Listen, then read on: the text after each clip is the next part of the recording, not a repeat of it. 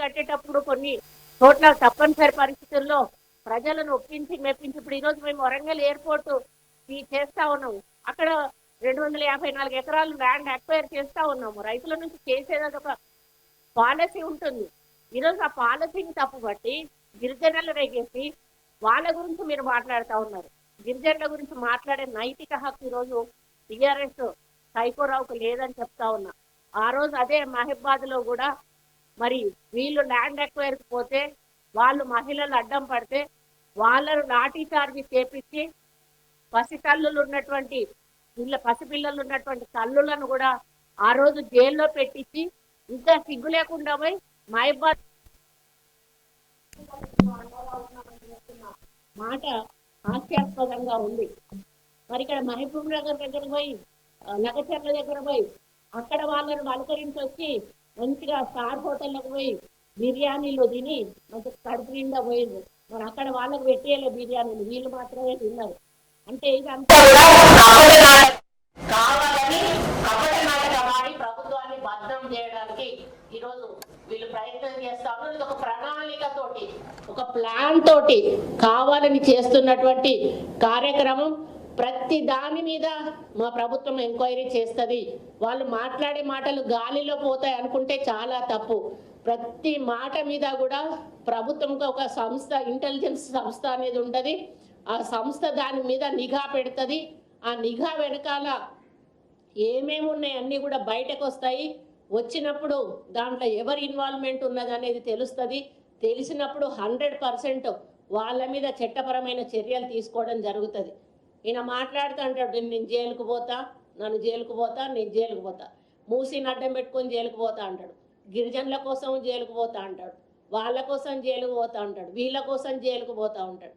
అసలు ఆయన చేసిందేదో ఉంది, ఆ తప్పులేవో బయటకు వస్తూ ఉన్నాయి. ఆ తప్పుల్లో జైలుకు పోతా అనేది ఆయనకు తెలుస్తూ ఉంది, 6th సెన్స్. కానీ అది ఒప్పుకోక ప్రజల కోసం జైలుకు పోతా అని చెప్పేసి పెద్ద ఏదో స్వతంత్ర సమరయోధుల్లాగా మాట్లాడుతూ ఉన్నాడు. నేను ఒకటే అడుగుతా ఉన్నా, వీళ్ళు అధికారంలో ఉన్నప్పుడు కేసీఆర్ కానీ కేటీఆర్ కానీ కనీసం ఎమ్మెల్యేలను కలిసిండ్రా? ఎమ్మెల్యేల సమస్యలన్నా విన్నారా? నేను ఎమ్మెల్యేగానే ఉన్నా కదా, ఏ రోజన్నా మమ్మల్ని కలిసి మా సమస్యలు విన్నారా? మంత్రులకైనా దొరికినరా మీరు? కానీ ఈరోజు చిన్న చిన్న పిల్లల్ని ఎత్తుకుంటాడు, వాళ్ళని ముద్దాడుతాడు. అదంతా కూడా అది న్యాచురల్ అనేది ఎవరికైనా తెలుస్తుంది, న్యాచురలా కాదా అనేది. నువ్వు న్యాచురల్గా చేసి ఉండుంటే నువ్వు అధికారంలో ఉన్నప్పుడు కూడా చేసి ఉండాల్సింది.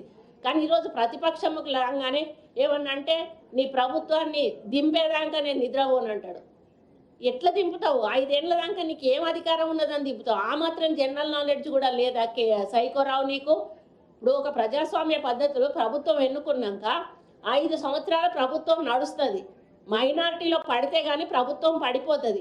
ఏమనంటే నేను దించుతా, నేను దించేదే అని అంటాడు.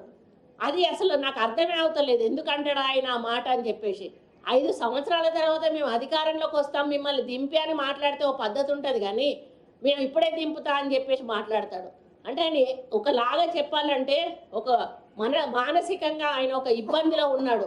10 సంవత్సరాలు రారాజులాగా రాష్ట్రాన్ని ఏలి మరి ఆయన చెప్పిందే వేదం అన్నట్టుగా నడిచిన ఇప్పుడు ఆయనకు మొత్తం అధికారం పోయి మరి అంటే ఒక ఆకాశం నుంచి ఒకటేసారి భూమి మీద పడేస్తే ఆయనకు మొత్తం ఒంట్లో ఉన్న ఎముకలన్నీ ఇరిగిపోతే ఏ పరిస్థితి ఉన్నదో ఆ పరిస్థితిలో ఉన్నాడు.